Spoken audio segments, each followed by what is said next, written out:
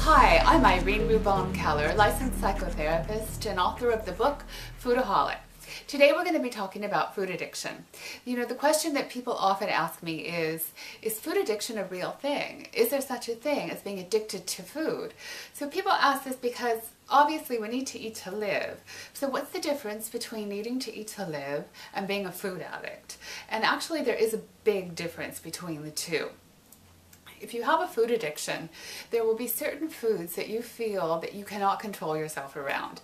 Those foods tend to be the high fat, high salt, high sugar foods, the highly processed foods that are in fact designed to make you want more.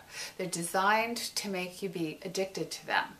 So, for example, the difference between, let's say, a baked potato, which is the potato in its more natural state, and a potato chip, will give you a good example in as far as the processing of a food and how it affects the way we eat it and the way it makes us feel. So one baked potato, a 10-ounce baked potato, has 200 calories.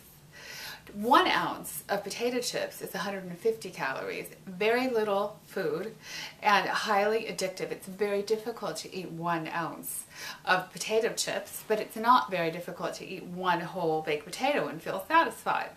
So the high salt, high fat, high sugar foods are addictive, and we can now prove this scientifically. We can addict rats to sugar so strongly that when we take the sugar away, we see them go through withdrawal. We can see the little teeth chattering, we can see them very anxious in their cages, and we can see that they're in fact going through a physical withdrawal. So physical withdrawal is one of the hallmarks of addiction, and we can now produce it in the laboratory with rats. So one of the things that we also now know about food addiction is that these particular foods that we're talking about activate the same reward pathways in the brain as do drugs of abuse. So a high-fat, high-salt, high-sugar food, let's just say chocolate for example, will activate those same reward pathways in the brain as does alcohol or cocaine or gambling if you're addicted to gambling. It'll get those reward chemicals in the brain going that make us feel high.